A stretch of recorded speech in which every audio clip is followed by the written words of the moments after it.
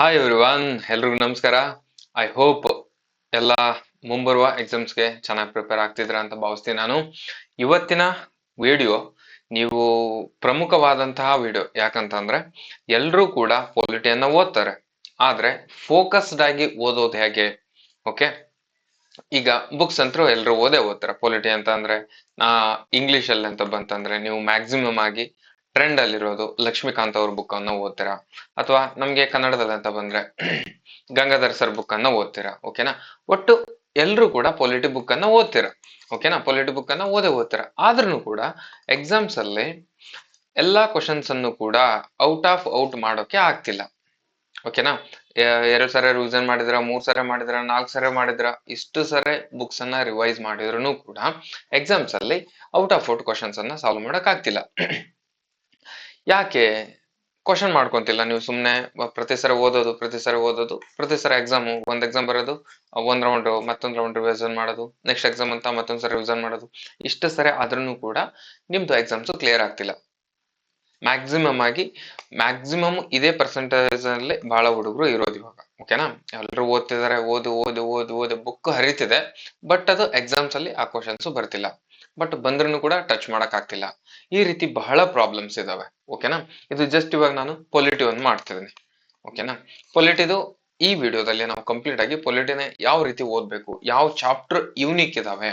ಓಕೆನಾ, ಹಾಗಾಗಿ ನಾನು ತಮ್ನೆಲೆಲ್ಲ ಹಾಕಿದ್ದೀನಿ ಯೂನಿಕ್ ಚಾಪ್ಟರ್ ಮತ್ತೆ ರಿಪೀಟೆಡ್ ಚಾಪ್ಟರ್. ಈ ಚಾಪ್ಟರ್ ಅಲ್ಲಿ ಕೆಲವೊಂದಿಷ್ಟು ಚಾಪ್ಟರ್ ಇರ್ತವೆ, ನೀನು 80% ಸಿಲೆಬಸ್ ಕವರ್ ಮಾಡ್ಕೊಂಡ್ರೆ ನಿನಗೆ ಜಸ್ಟ್ 20% ಮಾರ್ಕ್ಸ್ ಅಷ್ಟೇ ಬರ್ತಿರುತ್ತೆ. ಇಂಥ ಚಾಪ್ಟರ್ನ ಜಸ್ಟ್ ನೆಗ್ಲೆಕ್ಟ್ ಮಾಡ್ಬೇಕು. ಓಕೆನಾ, ನೆಗ್ಲೆಕ್ಟ್.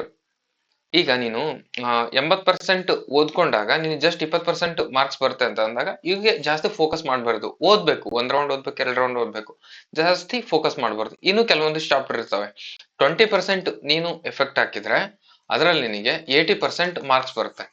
ಇಂಥವ್ನೇನಿದೆ ಅಲ್ವಾ, ನೀನು ಫುಲ್ ಅದು ಎಷ್ಟು ಫ್ಲಡ್ಸ್ ಆಗಿ ಓದ್ಬೇಕಂತಂದ್ರೆ ಕಂಪ್ಲೀಟ್ ಆಗಿ ಅದು ಫುಲ್ ತರೋ ಆಗಿ ಓದ್ಕೋಬೇಕು. ಈ ರೀತಿಯು 20-80 ರೂಲ್ ಅಲ್ಲಿ ಬರುವಂತಹ ಚಾಪ್ಟರ್ ಗಳನ್ನ ಕಂಪ್ಲೀಟ್ ಆಗಿ ಇನ್ ಡೀಟೇಲ್ ಆಗಿ ತರೋ ಆಗಿ, ಓಕೆನಾ, ಫುಲ್ ಬಾಯಲ್ಲೇ ಬರ್ಬೇಕು, ನಿಮ್ಗೆ ಕಂಠ ಬಂಡ ಆಗೋ ತರ ಈ ತರ ಚಾಪ್ಟರ್ಸ್ ಗಳನ್ನ ಓದ್ಬೇಕು. ಓಕೆನಾ, ಇಂಥವನ್ನ ಯಾರಾದ್ರೂ ಕೇಳ್ಕೊಳ್ರಿ ನೀವು ಬೇಕಂದ್ರೆ. ಸೆಲೆಕ್ಷನ್ ಆದರು ಟಾಪರ್ಸ್ ಎಲ್ಲ, ಟಾಪರ್ಸ್ ಪ್ಲಾನ್ಸ್ ಗಳಿವೆಲ್ಲ.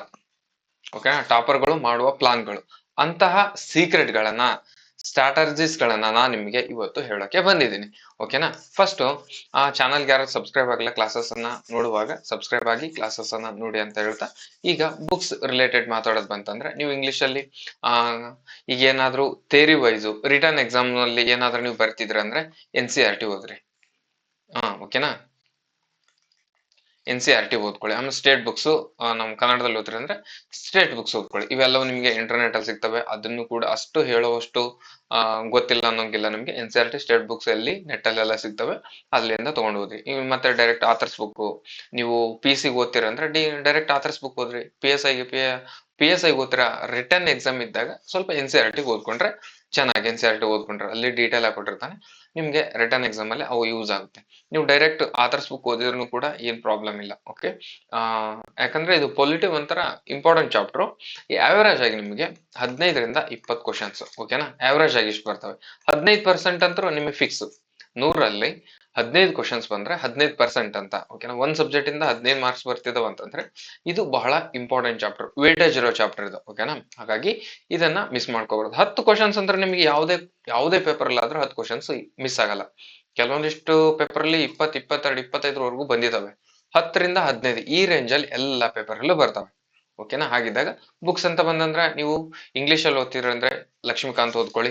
ಓಕೆನಾ, ಕನ್ನಡದಲ್ಲಿ ಓದ್ತಿರಂದ್ರೆ ಗಂಗಾಧರ್ ಸರ್ದು ಇದು ಬೆಸ್ಟ್ ಇದೆ. ಓಕೆನಾ, ಬೆಸ್ಟ್ ಇದೆ. ಮ್ಯಾಕ್ಸಿಮಮ್ ಎಲ್ಲರೂ ಇದನ್ನೇ ಸಜೆಸ್ಟ್ ಮಾಡ್ತಾರೆ, ಅದನ್ನ ಓದ್ಕೊಳ್ಳಿ. ಈಗ ಬುಕ್ಸ್ ಓದಿದೀವಿ. ಓಕೆನಾ, ಬುಕ್ಸ್ ಓದಿದ್ವಿ, ಆದ್ರೆ ನೆಕ್ಸ್ಟ್ ಪ್ರೋಸೆಸ್ ಏನು, ಯಾವ ಚಾಪ್ಟರ್ ಎಷ್ಟಿರ್ತವೆ, ಯಾವ ಚಾಪ್ಟರ್ನ ಮುಖ್ಯವಾಗಿ ಓದ್ಬೇಕು, ಯಾವನ್ನ ರಿಪೀಟೆಡ್ ಮಾಡ್ಬೇಕು, ಚಾಪ್ಟರ್ ಹೇಳ್ತಿದ್ದೆ ನಾನೀಗ. ಓಕೆನಾ, ಹಾಗಾದ್ರೆ ಫಸ್ಟ್ ಎಷ್ಟಿದಾವೆ ಚಾಪ್ಟರ್ಗಳು ಪೊಲಿಟಿಲಿ? ಹಿಸ್ಟಾರಿಕಲ್ ಬ್ಯಾಕ್ ಗ್ರೌಂಡ್ ಇದೆ. ಓಕೆನಾ, ಆರ್ಟಿಕಲ್ ಅದಕ್ಕಿಂತ ಬಿಫೋರ್ ನಿಮಗೆ ಕಾನ್ಸ್ಟಿಟ್ಯೂಷನ್ ಸ್ಟಾರ್ಟ್ ಆಗೋಕಿನ ಬಿಫೋರ್ 1773 ಇಂದ 1947 ವರೆಗೂ ಕೆಲವೊಂದಿಷ್ಟು ಬ್ಯಾಕ್ ಗ್ರೌಂಡ್ ಗಳಲ್ಲಿ ಬ್ರಿಟಿಷ್ ಎರಾ ಬರುತ್ತಲ್ವಾ. ಓಕೆನಾ, ಅವರ ಟರ್ಮ್ ಅಲ್ಲಿ ಬರುವಂತಹ ಕೆಲವೊಂದಿಷ್ಟು ಆಕ್ಟರ್ಸ್ ಗಳ ಕಂಡು ಬರ್ತವೆ, ಅಲ್ಲಿ ಸ್ವಲ್ಪ ನೋಡ್ಕೋಬೇಕು. ಅದು ಒಂದು polity chapter. Next making of the constitution, silent features, preamble, union and it's territory, citizenship, fundamental rights, directive principle of policy States, DPSP, ಓಕೆನಾ. Next fundamental duties, amendments, basic structure of constitution, ಓಕೆನಾ. ಇದು ಬಹಳ important Keshavananda Bharati. ಇದರಲ್ಲಿ next ಯಾವ್ದು important ಅಂತ ಹೇಳ್ತೀನಿ. Just ಈಗ chapters ಎಷ್ಟಿದಾವೆ, chapter ಯಾವ್ಯಾವ ಇದಾವೆ: parliamentary system and presidential system, federal system, central and state relationship, inter state relationship, emergency provisions, next executive, ಓಕೆನಾ. ಎಕ್ಸಿಕ್ಯೂಟಿವ್ ಅಲ್ಲಿ president, vice president, prime minister, council of minister, cabinet committee, ಇದೆಲ್ಲ ಕಂಡು ಬರುತ್ತೆ. Next legislature, ಇದರಲ್ಲಿ parliament ಅಂದ್ರೆ ಲೋಕಸಭಾ, ರಾಜ್ಯಸಭಾ, ಇದ್ರ ಮೇಲೆ ಆ ರೀತಿ. ಅದೇ ರೀತಿ ಸ್ಟೇಟ್ ಲೆಜಿಸ್ಲೇಚರ್, ಇದು ಕೂಡ ಅದರಲ್ಲಿ ಇನ್ಕ್ಲೂಡ್ ಆಗುತ್ತೆ. ನೆಕ್ಸ್ಟ್ ಜುಡಿಷಿಯರಿ ಅಂದ್ರೆ supreme court, high court, subordinate courts, Lok Adalat, ಆ ರೀತಿ ಎಲ್ಲ ಕಂಡು ಬರೋದು ಜುಡಿಷಿಯರಿಲಿ. ನೆಕ್ಸ್ಟ್ ಸ್ಟೇಟ್ ಲೆವೆಲ್ ಅಲ್ಲಿ ಅದೇ include governor, chief minister, state level commissions, ಆಮೇಲೆ panchayat, municipality, schedules and tribal areas, constitution bodies and non constitutional bodies. Next ಇವೆಲ್ಲ ಕರೆಂಟ್ ಅಫೇರ್ಸ್, ಇದರಲ್ಲಿ ಏನ್ ಬರ್ತಾವಲ್ವಾ, ಇದೆಲ್ಲ ಕರೆಂಟ್ ಅಫೇರ್ಸ್ ರಿಲೇಟೆಡ್ ಓದ್ಕೋಬೇಕು.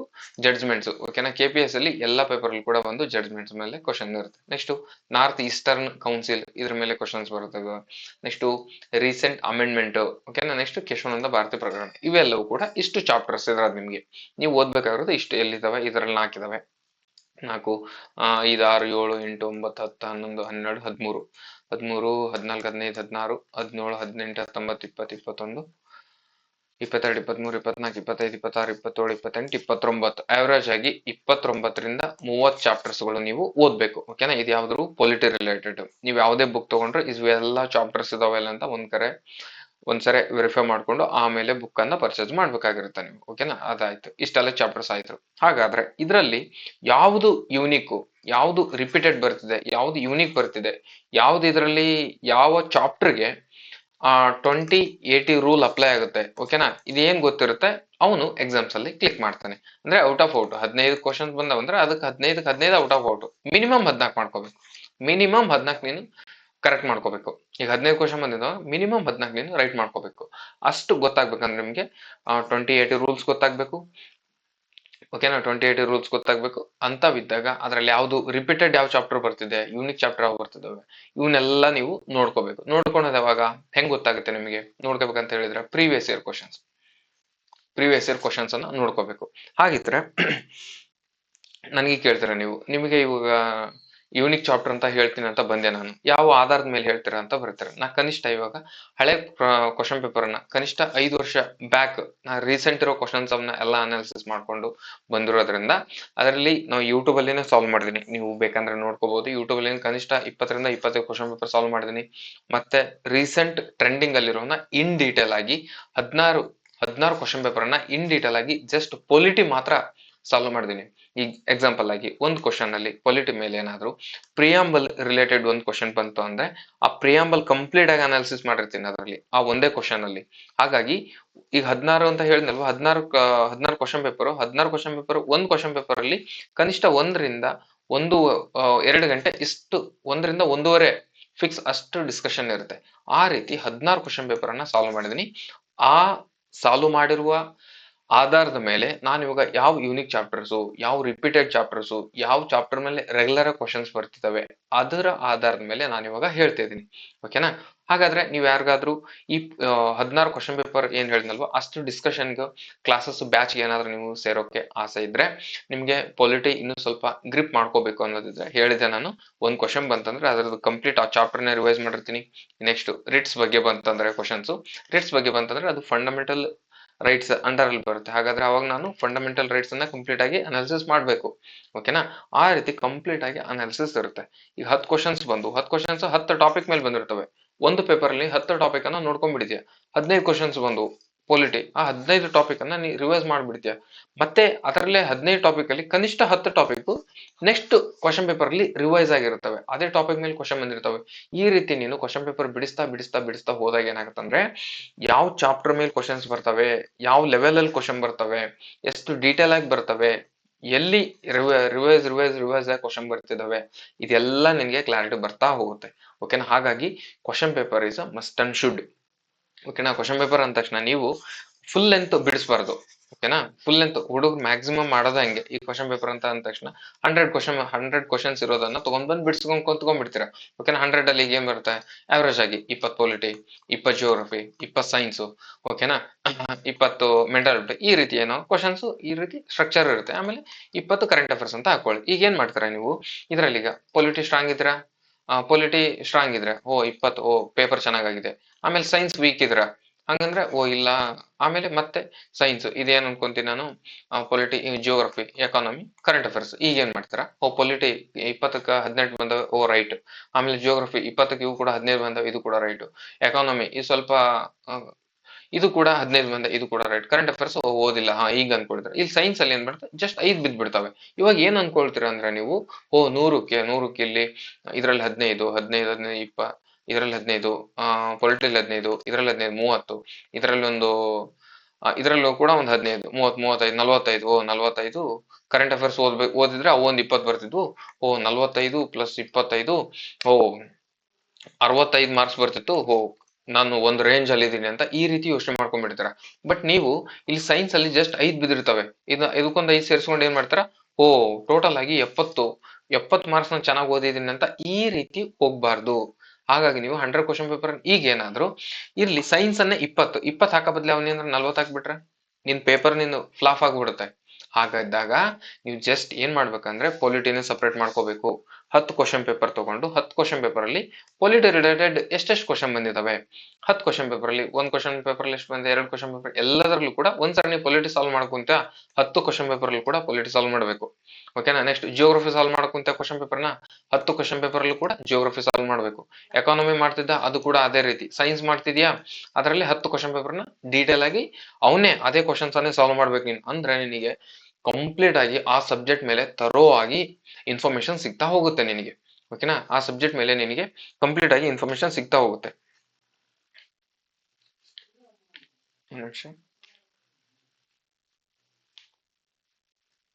ಓಕೆನಾ.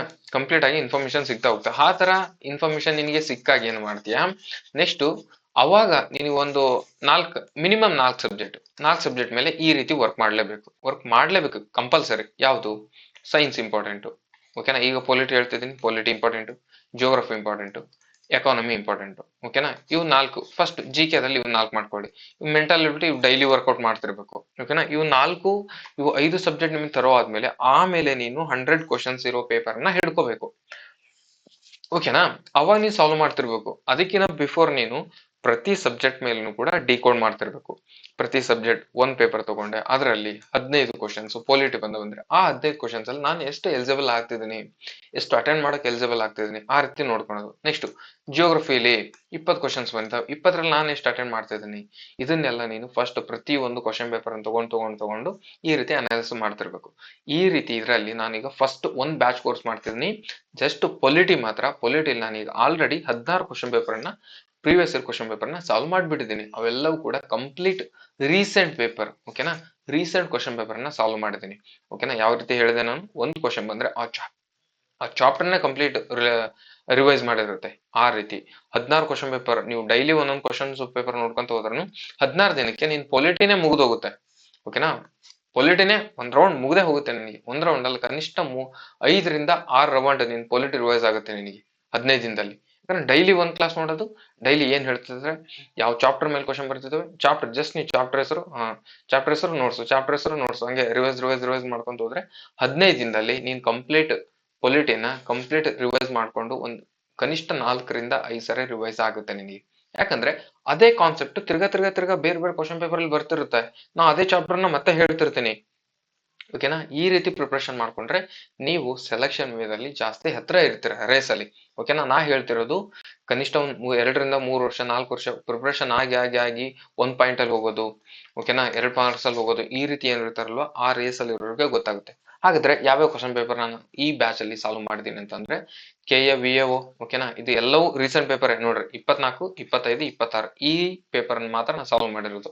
ಓಕೆನಾ. ಇದು ವಿಎ ಮಾಡಿದೀನಿ, BMTC ಮಾಡಿದೀನಿ. ಓಕೆನಾ. ನೆಕ್ಸ್ಟ್ ಮೊನ್ನೆ ನಡೆದ ಕೆಎ 4 ಎಕ್ಸಾಮ್ ನಡೆಸಿದ್ರಲ್ವಾ, 708 ಅದು 4 ಕ್ವಶನ್ ಪೇಪರ್ ಕೂಡ ಸಾಲ್ವ್ ಮಾಡಿದೀನಿ. ಟ್ರೆಂಡ್ ಏನಿದೆ, ಕಂಪ್ಲೀಟ್ ಟ್ರೆಂಡ್ ಬೇಸ್ ಮೇಲೆ ಈ ಬ್ಯಾಚ್ ಇರುತ್ತೆ. Complete base trend. ನಾನು ದ್ವಾಪರ ಯುಗದಲ್ಲಿ 2000 ಇಸ್ವಿಯಲ್ಲಿರುವಂತಹ ಕ್ವಶನ್ ಪೇಪರ್ ಸಾಲ್ವ್ ಮಾಡಿಲ್ಲ, ಮಾಡೋದು ಇಲ್ಲ. ನನಗ್ ಬೇಕಾಗಿರೋದು ಬೇಸಿಕ್ ಇವಾಗ ಟ್ರೆಂಡ್ ಏನಿದೆ ಅದನ್ನ ಮಾತ್ರ ಸಾಲ್ವ್ ಮಾಡ್ತಿರ್ತೀನಿ. ನೆಕ್ಸ್ಟ್ ಯಾಕಂದ್ರೆ ಅದು 2 ರಿಂದ 3 ವರ್ಷ ಅದೇ ಟ್ರೆಂಡ್ ಫಾಲೋ ಆಗ್ತಿರುತ್ತೆ, ಅಲ್ಲೇ ಬರ್ಬೇಕು ನಿಮ್ಗೆ ಕ್ವಶನ್ಸ್. ಓಕೆನಾ? ಹಾಗಾಗಿ ನೆಕ್ಸ್ಟ್ ಬರೋ ಎಕ್ಸಾಮ್ಸ್ಗೆ ಬಹಳ ಇಂಪಾರ್ಟೆಂಟ್ ಇದು. Next RTO 2025 KPSC paper, KPSC PDO HK ನಾನು HK ಮಾಡಿದೀನಿ, KPSC PDO CTI HK ನಾನು HK, ಇಂಡಸ್ಟ್ರಿಯಲ್ ಎಕ್ಸ್ಟೆನ್ಷನ್ ಆಫೀಸರ್ ಎರಡು 25ರಲ್ಲಿ ನಡೆದು 2025ರಲ್ಲಿ. ನೆಕ್ಸ್ಟ್ PSI ಎರಡು ಕೂಡ. ಓಕೆನಾ? ಈಗ ಪೊಲೀಸ್ ಎಕ್ಸಾಮ್ಗೆ ಹೋದರು 402 ಮತ್ತೆ 545, PSI ಇವೆರಡು ಪೇಪರ್ ನೀವು ಕಂಪಲ್ಸರಿ ನೋಡ್ಕೊಳ್ಳೇಬೇಕು. ಓಕೆನಾ? ಎಷ್ಟು ಯಾವ ಆಂಗಲ್ ಅಲ್ಲಿ ಬರ್ತಿದೆ ಪೇಪರ್ ಅಂತ, ಇದಿಷ್ಟು ನೋಡ್ಕೊಂಡ್ರೆ ಕಂಪ್ಲೀಟ್ ಆಗಿ ಇಷ್ಟು ಕ್ವಶನ್ ಪೇಪರ್ನ ನಾನು ಈ ಬ್ಯಾಚ್ ಅಲ್ಲಿ ನಾನು ಸಾಲ್ವ್ ಮಾಡಿದ್ದೀನಿ. ನಿಮ್ಗೆ ಯಾರಿಗಾದ್ರೂ ಇಂಟ್ರೆಸ್ಟ್ ಇದ್ರೆ ಡಿಸ್ಕ್ರಿಪ್ಷನ್ ಅಲ್ಲಿ ಕೆಳಗೆ ಆ್ಯಪ್ ಲಿಂಕ್ ಇರುತ್ತೆ, ಅಥವಾ ನೀವು ಟೆಲಿಗ್ರಾಮ್ ಕಾಂಟ್ಯಾಕ್ಟ್ ಮಾಡ್ಕೊಳ್ಳಿ, ಅಲ್ಲಿಂದ ಕೂಡ ನಿಮ್ಗೆ ಆ್ಯಪ್ ಲಿಂಕ್ ಕಳಿಸ್ತಾರೆ. ಅಥವಾ ಟೆಲಿಗ್ರಾಮ್ ಡಿಸ್ಕ್ರಿಪ್ಷನ್ ಅಲ್ಲಿ ಇದೇ ಕ್ಲಾಸ್ ಡಿಸ್ಕ್ರಿಪ್ಷನ್ ಅಲ್ಲಿ ಕೂಡ ಆ್ಯಪ್ ಲಿಂಕ್ ಇದೆ, ಅದ್ರ ಥ್ರೂ ಹೋಗಿ ಇದನ್ನ ಬ್ಯಾಚ್ ಅನ್ನ ತಗೊಂಡ್ರೆ ನಿಮಗೆ 16 ಕ್ವಶನ್ ಪೇಪರ್ ಇರ್ತವೆ, ಅದನ್ನ ಬೈ ಮಾಡ್ಕೊಂಡು ಕ್ಲಾಸಸ್ ಅನ್ನ ನೋಡ್ಬೋದು. ಹಾಗೆ ಅಡಿಷನಲ್ ಆಗಿ ನಾನು ಇದರಲ್ಲಿ chapter wise previous year questions ಅನ್ನ ಕೊಡ್ತಿದ್ದೀನಿ. ಅವು ಯಾವುವು? SSC ಮತ್ತೆ UPSC ಅಂಡ್ KPSC. ಇದರಲ್ಲಿ ಯಾವ್ಯಾವ ಕ್ವಶನ್ಸ್ ಆಲ್ರೆಡಿ ಬಂದಿದಾವೆ ಚಾಪ್ಟರ್ ವೈಸ್. ಈಗ ಎಕ್ಸಾಂಪಲ್ ಆಗಿ ಪ್ರಿಯಾಂಬಲ್ ಬಗ್ಗೆ ಒಂದು ಚಾಪ್ಟರ್ ಓದಿದ್ರಿ, ಆ ಚಾಪ್ಟರ್ ಮೇಲೆ 50 ಕ್ವಶನ್ಸ್ ಇರ್ತಾವೆ ನಿನಗೆ. ಅದರಲ್ಲಿ PDF ಕೊಡ್ತೀನಿ, ಇದನ್ನ ಅದು ಕ್ಲಾಸ್ ಇರಲ್ಲ, ಇದು PDF ಇರುತ್ತೆ. ಇವು 16 ಏನಿದಾರಲ್ಲ ಇದು ಕ್ಲಾಸ್ ಇರುತ್ತೆ ನಿನಗೆ ಇನ್ ಡೀಟೇಲ್ ಆಗಿ. ಓಕೆನಾ? ಈಗ ನೆಕ್ಸ್ಟ್ ಸುಪ್ರೀಂ ಕೋರ್ಟ್ ಓದಿ, ಈ ಸುಪ್ರೀಂ ಕೋರ್ಟ್ ಚಾಪ್ಟರ್ ಓದ ತಕ್ಷಣ ನೀನು ಸುಪ್ರೀಂ ಕೋರ್ಟ್ ಮೇಲೆ 50 ಕ್ವಶನ್ಸ್ ಸಾಲ್ವ್ ಮಾಡ್ಬಿಟ್ರೆ ನೀ ಕಂಪ್ಲೀಟ್ ಹೋಲ್ಡ್ ಆಗಿಬಿಡ್ತೀಯ ಆ ಚಾಪ್ಟರ್ ಮೇಲೆ. ಈ ರೀತಿ ಪ್ರಿಪ್ರೇಷನ್ ಇರುತ್ತೆ ಈ ಬ್ಯಾಚ್ ಅಲ್ಲಿ ನಿನಗೆ. ಈ ರೀತಿ ಪ್ರಿಪ್ರೇಷನ್ ಮಾಡ್ಕೊಂಡ್ರೆ ತ್ವರವಾಗಿ ಹೋಗುತ್ತೆ. ಓಕೆನಾ? ಆಮೇಲೆ ನಾನು ಯೂನಿಕ್ ಚಾಪ್ಟರ್ ಅಂತ ಹೇಳಿದೆ, ಚಾಪ್ಟರ್ ಯಾವ್ಯಾವ ಫೋಕಸ್ ಆಗಿ ಓದೋ ಚಾಪ್ಟರ್ಸ್ ಗಳು ಯಾವ್ಯಾವ ಅಂತ ಇವಾಗ ಹೇಳ್ತೀನಿ. ಇದರ ಈ ಲಿಸ್ಟ್ ಅಲ್ಲಿ ಕೊಟ್ಟಿರೋನ ಕಂಪ್ಲೀಟ್ ಆಗಿ ಎಲ್ಲರೂ ಓದ್ಲೇಬೇಕು. ಹಿಸ್ಟಾರಿಕಲ್ ಬ್ಯಾಕ್ ಗ್ರೌಂಡ್ ಓದ್ಬೇಕು, ಕ್ವಶನ್ಸ್ ಬರ್ತವೆ. ಈ ರೆಡ್ ಏನ್ ಮಾಡಿದ್ನಲ್ವಾ, ಇದು ಹೈಲಿ ಇಂಪಾರ್ಟೆಂಟ್ ಅಂತ ಇದು. ಓಕೆನಾ? ಇವು ಹೈಲಿ ಇಂಪಾರ್ಟೆಂಟ್ ಚಾಪ್ಟರ್ಸ್. ಇವು ಕಂಪಲ್ಸರಿ ಓದ್ಬೇಕು, ಇವು ಕಂಪಲ್ಸರಿ ಒಳಗೆ ಮತ್ತೆ ಫೋಕಸ್ ಆಗಿ ಓದ್ಬೇಕು ರೆಡ್ ಇರೋದನ್ನ. ಓಕೆನಾ? ಹಿಸ್ಟಾರಿಕಲ್ ಬ್ಯಾಕ್ ಗ್ರೌಂಡ್ ಓದ್ಬೇಕು, ಅದ್ರ ಮೇಲೆ ಕ್ವಶನ್ಸ್ ಯಾವಾಗ್ಲೂ ಬರುತ್ತೆ. ಪ್ರಿಯಾಂಬಲ್ ಫಿಕ್ಸ್ ಬರ್ತಾವ ಕ್ವಶನ್ಸ್, ಫಂಡಮೆಂಟಲ್ ರೈಟ್ಸ್ ಫಿಕ್ಸ್ ಬರ್ತವೆ. ಇದರಲ್ಲಿ ಆರ್ಟಿಕಲ್ಸ್ 17 ಆರ್ಟಿಕಲ್ ಏನು, 21ನೇ ಆರ್ಟಿಕಲ್ ಏನು, ಆಮೇಲೆ 32 ರಿಟ್ಸ್ ಬಗ್ಗೆ ಕೇಳ್ತಾನೆ. ಓಕೆನಾ? ಮ್ಯಾಗ್ನಾ ಕಾರ್ಟ್ ಅಂತ ಕರೀತಾರೆ ಇದನ್ನ. ಈ ರೀತಿ ಎಲ್ಲ ಕ್ವಶನ್ಸ್ ಫಂಡಮೆಂಟಲ್ ರೈಟ್ಸ್ ಮೇಲೆ ಫಿಕ್ಸ್ ಇರುತ್ತೆ ಕ್ವಶನ್ಸ್, ಈ ಚಾಪ್ಟರ್ ನ ಬಿಡಬಾರ್ದು. ಆಮೇಲೆ DPSP ಮೇಲೆ ಬರ್ತವೆ 10 ಕ್ವಶನ್ ಪೇಪರ್ ಅಲ್ಲಿ, ಕನಿಷ್ಠ ಒಂದು 7-8 ಪೇಪರ್ ಅಲ್ಲಿ ಬರುತ್ತೆ. 10ಕ್ಕೆ 10 ಬರುತ್ತೆ, ಅಮೆಂಡ್ಮೆಂಟ್ ಮೇಲೆ ಬರುತ್ತೆ. ಓಕೆನಾ? ಈಗ ರೆಡ್ ಏನ್ ಮಾಡಿದೀನಲ್ವಾ, ರೆಡ್ 10 ಕ್ವಶನ್ ಪೇಪರ್ ತಗೊಂಡ್ರೆ ನಿನಗೆ 99% ನೀನು ಕ್ವಶನ್ಸ್ ಬರ್ತವೆ. ಅದೇ ಇನ್ನು ಬ್ಲಾಕ್ ಏನಿದಾವಲ್ವಾ ಇದರಲ್ಲಿ ನೀನು 80% ಕ್ವಶನ್ಸ್ ಬರ್ತಾವೆ ಇದರಲ್ಲಿ. ಓಕೆನಾ? ಎರಡೂನು ಕೂಡ ನೀವು ಬಿಡೋಂಗಿಲ್ಲ. ಅವಾಗ್ಲೇ ಹೇಳು ಚಾಪ್ಟರ್ಸ್ ಎಲ್ಲ ಓದ್ಕೋಬೇಕು. ಈ ಕೂಡ ಚಾಪ್ಟರ್ಸ್ ಫುಲ್ ಬಾಯಲ್ಲಿರ್ಬೇಕು. ಬಾಯಲ್ಲಿರೋದಕ್ಕೆ ಇನ್ನೂ ಸ್ವಲ್ಪ ಇನ್ ಡೀಟೇಲ್ ಆಗಿ ನೋಡ್ಕೊಳೋದು ರೆಡ್ ಇರೋ ಚಾಪ್ಟರ್ಸ್ಗಳನ್ನ ಡೀಟೇಲ್ ಆಗಿ ಡೆಪ್ತ್ ಆಗಿ ನೋಡ್ಕೋಬೇಕು ಇವನ್ನೆಲ್ಲ. ಓಕೆನಾ? Next basic structure of constitution, Kesavananda Bharat case ಇವೆಲ್ಲ ಬಂದಿದ್ದಾವೆ. ಎಮರ್ಜೆನ್ಸಿ, ತುರ್ತು ಪರಿಸ್ಥಿತಿ. ಓಕೆನಾ? ತುರ್ತು ಪರಿಸ್ಥಿತಿ ನೋಡ್ಕೋಬೇಕು. ಪ್ರೆಸಿಡೆಂಟ್ ಮೇಲೆ ಯಾವಾಗ್ಲೂ ಕ್ವಶನ್ಸ್ ಇರುತ್ತೆ. ಇದು ಕರೆಂಟ್ ಅಫೇರ್ಸ್ ಬೇಸ್ ಮೇಲೆ ಕೂಡ ಕ್ವಶನ್ಸ್ ಬರ್ತಿರ್ತವೆ ಅದ್ರ ಮೇಲೆ. ನೆಕ್ಸ್ಟ್ ಪಾರ್ಲಿಮೆಂಟ್ ಮೇಲೆ ಕ್ವಶನ್ಸ್ ಫಿಕ್ಸ್ ಇರುತ್ತೆ. ಪಾರ್ಲಿಮೆಂಟ್ ಮೇಲೆ ಕ್ವಶನ್ಸ್ ಇಲ್ದೇನೆ ಪೇಪರ್ ಪ್ರಿಂಟ್ ಆಗಲ್ಲ ಅಂತ ಅನ್ಕೊಂಬಿಡಿ. ನೆಕ್ಸ್ಟ್ ಗವರ್ನರ್ ಮೇಲೆ ಇದು ಕರೆಂಟ್ ಅಫೇರ್ಸ್ ಥ್ರೂ ವರ್ಕ್ ಆಗುತ್ತೆ. ನೆಕ್ಸ್ಟ್ ಸ್ಟೇಟ್ ಕೌನ್ಸಿಲ್ ಮಿನಿಸ್ಟರ್ ಇದು ಮೇಲೆ ಕ್ವಶನ್ ಬರುತ್ತೆ. ಆಮೇಲೆ judiciary fix, panchayat related, panchayat 73ನೇ ತಿದ್ದುಪಡಿ, 74ನೇ ತಿದ್ದುಪಡಿ, ಮುನ್ಸಿಪಾಲಿಟಿ. ಓಕೆನಾ? ಅವ್ ಮೇಲೆ ಕ್ವಶನ್ಸ್ ಫಿಕ್ಸ್ ಇರುತ್ತೆ. Constitutional bodies. ಓಕೆನಾ? ಇವೆಲ್ಲವೂ ಚುನಾವಣೆ ಆಯೋಗ ಅವೆಲ್ಲವೂ ಇದ್ರೊಳಗೆ ಬರ್ತವೆ. UPSC ಅವೆಲ್ಲವೂ ಫಿಕ್ಸ್ ಬರ್ತವೆ ಇದ್ರ ಮೇಲೆ. ಓಕೆನಾ? ನೆಕ್ಸ್ಟ್ ಇವೆಲ್ಲ ಕರೆಂಟ್ ಅಫೇರ್ಸ್ ಥ್ರೂ ಬರೋವು. ಇವೆಲ್ಲ ಜಡ್ಜ್ಮೆಂಟ್, ರೀಸೆಂಟ್ ಜಡ್ಜ್ಮೆಂಟ್ ಏನಾದವು. ಓಕೆನಾ? ರೀಸೆಂಟ್ ಜಡ್ಜ್ಮೆಂಟ್ ಆರ್ಟಿಕಲ್ 21 ಮೇಲೆ ಏನು ಯಾವ್ಯಾವ ರೀತಿಯ ಜಡ್ಜ್ಮೆಂಟ್ ಬಂದವು, ಆ ರೀತಿ ಕ್ವಶನ್ಸ್ ಬಂದಿದಾವೆ. ನಾರ್ತ್ ಈಸ್ಟರ್ನ್ ಕೌನ್ಸಿಲ್ ಅದ್ರ ಮೇಲೆ ಕ್ವಶನ್ಸ್ ಬಂದಿದಾವೆ. ರೀಸೆಂಟ್ ಅಮೆಂಡ್ಮೆಂಟ್ಸ್ ಈಗ 101ರಿಂದ 106 ಆಗಿದಾವೆ. ಈಗ ಲಾಸ್ಟ್ 5 ಅನ್ನು ನೆನ್ಪಿಟ್ಕೋಬೇಕು. ಅದ್ರಲ್ಲಿ ಮತ್ತೆ 42ನೇ ತಿದ್ದುಪಡಿ ನೆನ್ಪಿಟ್ಕೋಬೇಕು. 44 ಇಂಪಾರ್ಟೆಂಟ್. ಮೊದಲನೇ ತಿದ್ದುಪಡಿ ಯಾವುದು, ಆಮೇಲೆ ಅನುಸೂಚಿಗೆ ಶೆಡ್ಯೂಲ್ಗಳಾದ್ವಲ್ಲ, ಶೆಡ್ಯೂಲ್ ರಿಲೇಟೆಡ್ ಆಗಿರುವಂತಹ 4 ತಿದ್ದುಪಡಿಗಳು ಯಾವುವು ಅವ್ನು ನೋಡ್ಕೋಬೇಕು. ಓಕೆನಾ? ತಿದ್ದುಪಡಿ ಅಂತ ಬಂದ ತಕ್ಷಣ ನಿಮಗೆ ಪಂಚಾಯತ್ ರಿಲೇಟೆಡ್ ಆಗಿರುವ ತಿದ್ದುಪಡಿ, ಮುನ್ಸಿಪಾಲಿಟಿ ರಿಲೇಟೆಡ್ ಆಗಿರುವ ತಿದ್ದುಪಡಿ, ನೆಕ್ಸ್ಟ್ ಪಕ್ಷಾಂತರ ನಿಷೇಧ ಕಾಯ್ದೆ. ಓಕೆನಾ? ಪಕ್ಷಾಂತರ ನಿಷೇಧ ಕಾಯ್ದೆ ಅದ್ರ ಮೇಲಾಗಿರುವಂತಹ ತಿದ್ದುಪಡಿ, ಅದನ್ನ ನೆನ್ಪಿಟ್ಕೋಬೇಕು. ಓಕೆನಾ? ನೆಕ್ಸ್ಟ್ ಭಾರತೀಯ ನ್ಯಾಯ ಸಂಹಿತೆ, ಕ್ರಿಮಿನಲ್ ಲಾಸ್ ಏನಾದ್ರು ಲಾಗಳು ಏನಾದ್ರು ಅದ್ರ ಬಗ್ಗೆ ನ್ಯೂಸ್ ಅಲ್ಲಿ ಇತ್ತಂದ್ರೆ ಇವನ್ನೆಲ್ಲವೂ ನೋಡ್ಕೋಬೇಕು. ಇವೆಲ್ಲವೂ ಏನ್ ಅಂದ್ರೆ ಕರೆಂಟ್ ಅಫೇರ್ಸ್ ಬೇಸ್ ಮೇಲೆ ವರ್ಕ್ ಆಗ್ತಿರ್ತವೆ ಇವೆಲ್ಲವೂ ಚಾಪ್ಟರ್ಗಳು. ಓಕೆನಾ? ಅವೆಲ್ಲವೂ ಬೇಸಿಕ್ ಚಾಪ್ಟರ್ ಮೇಲೆ ಆದ್ರೆ ಇವು ಕರೆಂಟ್ ಅಫೇರ್ಸ್ ಬೇಸ್ ಮೇಲೆ ಈ ರೀತಿ ಚಾಪ್ಟರ್ ನ ಓದ್ಕೊಳ್ಳಿ. ನೆಕ್ಸ್ಟ್ ಪ್ರಿಯಾರಿಟಿ ಯಾವ್ಯಾವ ರೀತಿ ಓದ್ಕೋಬೇಕು. ಫಂಡಮೆಂಟಲ್ ರೈಟ್ಸ್ ಓದ್ಬೇಕು, ಜೊತೆಗೆ DPS ಓದ್ಬೇಕು, ಫಂಡಮೆಂಟಲ್ ಡ್ಯೂಟೀಸ್ ಒಂದ್ ರೌಂಡ್ ಮುಗಿಸ್ಬೇಕು. ಆಮೇಲೆ ಪಾರ್ಲಿಮೆಂಟ್ ಹೋದ ತಕ್ಷಣ ನೀನು ಸೆಂಟ್ರಲ್ ಅಲ್ಲಿ ಹೋದ ತಕ್ಷಣ ನೆಕ್ಸ್ಟ್ ಸ್ಟೇಟ್ ಅಲ್ಲಿ ಸ್ಟೇಟ್ ಲೆಜಿಸ್ಲೇಚರ್ ನೋಡ್ಕೋಬೇಕು. ಎಕ್ಸಿಕ್ಯೂಟಿವ್ ಬಂದ ತಕ್ಷಣ ಇಲ್ಲಿ ಪ್ರೆಸಿಡೆಂಟ್ ಓದ್ಯಾ, ಇಲ್ಲಿ ಗವರ್ನರ್ ಓದ್ಬೇಕು. ಇಲ್ಲಿ ಜುಡಿಷಿಯರಿನು ಸೇಮ್, ಅಲ್ಲಿ ನೀನು ಸುಪ್ರೀಂ ಕೋರ್ಟ್ ಓದಿದ್ಯಾ, ಇಲ್ಲಿ ಹೈಕೋರ್ಟ್ ಓದ್ಕೋಬೇಕು. ಅಲ್ಲಿ PM ಬಗ್ಗೆ ಓದಿದ್ಯಾ, ಇಲ್ಲಿ CM ಬಗ್ಗೆ ಓದ್ಕೋಬೇಕು. ಆ ರೀತಿ ಇಂಟರ್ಲಿಂಕ್ ಮಾಡ್ಕೊಂಡು ಓದ್ಕೋಬೇಕು. ನೀವು ಯಾವಾಗ್ಲೂ ಓದುವಾಗ ಸುಮ್ನೆ ಚಾಪ್ಟರ್ ಹೊಸ ಬುಕ್ ತಗೊಂಡು ಸೀದಾ ಆರ್ಡರ್ ವೈಸ್ ಏನ್ ಆರ್ಡರ್ ಕೊಟ್ಟಿದ್ದಾನೆ 1 2 3 4 ಈ ರೀತಿ ಓದಬಾರ್ದು. ಈ ರೀತಿ ಓದಿದ್ರೆ ನಿಮ್ಗೆ ನೆನ್ಪಿಟ್ಕೊಳಕ್ಕೆ ಬಹಳ ಕಷ್ಟ ಆಗುತ್ತೆ. ಹಾಗಾಗಿ ಇಂಟರ್ಲಿಂಕ್, ಪ್ರೆಸಿಡೆಂಟ್ ಓದಿದೆ, ಇಲ್ಲಿ ಗವರ್ನರ್ ಓದೋದು, ಜುಡಿಷಿಯರಿ ಸುಪ್ರೀಂ ಕೋರ್ಟ್ ಓದಿದೆ, ಹೈಕೋರ್ಟ್ ಓದೋದು, PM ಓದಿದೆ, CM ಓದೋದು. ಓಕೆನಾ, ಈ ರೀತಿ ಇಂಟರ್ಲಿಂಕ್ ಮಾಡ್ಕೊಂತ ಓದ್ಬೇಕು. ಪಂಚಾಯತ್ ರಿಲೇಟೆಡ್ ಫಿಕ್ಸ್ ಓದ್ಬೇಕು. ಓಕೆನಾ, ನೆಕ್ಸ್ಟ್ ಕಾನ್ಸ್ಟಿಟ್ಯೂಷನಲ್ ಬಾಡೀಸ್, ಅದ್ರ ಜೊತೆಗೆ ನಾನ್ ಕಾನ್ಸ್ಟಿಟ್ಯೂಷನಲ್ ಬಾಡೀಸ್. ಓಕೆನಾ, ಸ್ಟೇಟ್ ಅಂಡ್ ಸೆಂಟ್ರಲ್ ರಿಲೇಷನ್ಸ್ ಓದ್ತಿದ್ಯಾ, ಅದ್ರ ಕಮಿಷನ್ಸ್ ಗಳು ಓದ್ಬೇಕು. ಪಂಚಾಯತ್ ಅಂತ ಬಂದ ತಕ್ಷಣ ಅದರಲ್ಲಿ ಆಗಿರುವ ರೆಕಮೆಂಡೇಶನ್ಸ್ ಏನು, ಅದರಲ್ಲಿ ಬರುವ ಸಮಿತಿಗಳೇನು, ಓಕೆನಾ, 2 ಹಂತದ ಪಂಚಾಯತಿ ಏನು, 3 ಹಂತದ ಪಂಚಾಯತಿ ರೆಕಮೆಂಡ್ ಕೊಟ್ಟವ್ರು ಯಾರು, ಅದ್ರ ಬಗ್ಗೆ ಡೀಟೈಲ್ ಆಗಿ ಓದ್ಬೇಕು. ಕ್ವಶನ್ಸ್ ಅಲ್ಲಿ ಬಹಳ ಸರಿ ಬರ್ತಿದಾವೆ. ಓಕೆನಾ, ಐ ಹೋಪ್ ಇದೆಲ್ಲ ನಿಮ್ಗೆ ಬಹಳ ಯೂಸ್ ಆಗ್ತಿದೆ. ಇದು ಫೋಕಸ್ ಆಗಿ ಯೂನಿಕ್ ಚಾಪ್ಟರ್ಸ್ ಹೇಳಿದ್ದು ಅಂತ ಭಾವಿಸ್ತೀನಿ ನಾನು. ಮತ್ತೇನಾದ್ರೂ ನಿಮ್ಗೆ ಇದು ಭಾರತ ಸಂವಿಧಾನದ್ದು ಆಯ್ತು, ನೆಕ್ಸ್ಟ್ ಬೇರೆ ಚಾಪ್ಟರ್ನು ಕೂಡ, ಬೇರೆ ಸಬ್ಜೆಕ್ಟ್ ಅನ್ನು ಕೂಡ ಮಾಡೋಣ. ಹಾಗೆ ಇದು ಹೇಗ್ ಅನ್ಸಿತ್ತು ಅಂತ ಕೂಡ ನೀವು ಕಮೆಂಟ್ ಅಲ್ಲಿ ತಿಳಿಸಿ ಅಂತ ಹೇಳ್ತಾ, ಈ ಚಾಪ್ಟರ್ದು ಯಾವ ರೀತಿ ಇತ್ತು, ನೆಕ್ಸ್ಟ್ ಇದರಲ್ಲಿ ಏನಾದ್ರೂ ಮತ್ತೆ ನಿಮ್ಗೆ ಯೂಸ್ ಆಗ್ತಿದೆ ಇದು ಕ್ಲಾಸ್ ಅಂತ ಅಂದ್ರೂ ಕೂಡ ಕಮೆಂಟ್ ಅಲ್ಲಿ ತಿಳಿಸಿ ಅಂತ ಹೇಳ್ತಾ, ಮತ್ತೆ ಈ ಬ್ಯಾಚ್ ಯಾರಾದ್ರೂ ಸೇರೋರಿದ್ರೆ ಬೇಗ ಸೇರ್ಕೊಳ್ಳಿ. ಇದನ್ನ ನೆಕ್ಸ್ಟ್ ಪ್ರೈಸ್ ಅನ್ನ ಜಾಸ್ತಿ ಮಾಡ್ತಾರೆ. ಇವಾಗ ಇದು 1299 ಏನೋ ಇದೆ, ಸಾರಿ 199 ಏನೋ ಇದೆ, ಇದು 200 ಒಳಗಿದೆ. ನೆಕ್ಸ್ಟ್ ಇದನ್ನ ಪ್ರೀವಿಯಸ್ ಇಯರ್ ಕ್ವಶನ್ಸ್, ಪ್ರತಿ ಚಾಪ್ಟರ್ ಮೇಲೆ previous year questions PDF upload ಮಾಡಿದ್ಮೇಲೆ ಇದನ್ನ 399 ಮಾಡ್ತಾರೆ. ಹಾಗಾಗಿ ಆದಷ್ಟು ಬೇಗ ನಿಮ್ಗೆ ಯಾರಿಗಾದ್ರೂ ಅವಶ್ಯಕತೆ ಇದ್ದವರು ಜಾಯಿನ್ ಆಗ್ಬೋದು. ಅಥವಾ ನೀನು ನಾ ಹೇಳಿದ್ನಲ್ವಾ, ಇಷ್ಟೊತ್ತು ಹೇಳಿದ್ನಲ್ವಾ ಯಾವ ರೀತಿ ಓದ್ಕೋಬೇಕಂತ, ಆ ರೀತಿ ಪ್ರತಿ ಕ್ವಶನ್ ಪೇಪರ್ ಅಲ್ಲಿ ಕೂಡ ಸಬ್ಜೆಕ್ಟ್ ಡಿವೈಡ್ ಮಾಡ್ಕೊಂಡು ಪ್ರಾಕ್ಟೀಸ್ ಮಾಡಿದ್ರೆ ಯಾವುದು ಕೂಡ ಅಸಾಧ್ಯ ಅಲ್ಲ ಅಂತ ಹೇಳ್ತಾ ಈ ಕ್ಲಾಸ್ ಅನ್ನ ಇಲ್ಲಿಗೆ ಎಂಡ್ ಮಾಡ್ತಿದ್ದೀನಿ. ಮತ್ತೆ ನೆಕ್ಸ್ಟ್ ಬೇರೆ ವಿಡಿಯೋದಲ್ಲಿ ಸಿಗ್ತೀನಿ ಅಂತ ಹೇಳ್ತಾ, ಮತ್ತೆ ನಿಮ್ಗೆ ನೆಕ್ಸ್ಟ್ ಯಾವ ಸ್ಟ್ರಾಟಜಿ ವಿಡಿಯೋ ಬೇಕು, ಯಾವ ಸಬ್ಜೆಕ್ಟ್ ಮೇಲೆ ಬೇಕು, ಇದು ಯೂನಿಕ್ ಚಾಪ್ಟರ್ ಅಂತಂದು ನೀವು ಕಮೆಂಟ್ ಅಲ್ಲಿ ತಿಳಿಸಿದ್ರೆ ನೆಕ್ಸ್ಟ್ ಆ ಕ್ಲಾಸ್ ಅನ್ನ ನಾನು ಮಾಡ್ತೀನಿ ಅಂತ ಹೇಳ್ತಾ ಈ ಕ್ಲಾಸ್ ನ ಇಲ್ಲಿಗೆ ಎಂಡ್ ಮಾಡ್ತಿದ್ದೀನಿ. ಮತ್ತೆ ಸಿಗ್ತೀನಿ. ಬಾಯ್.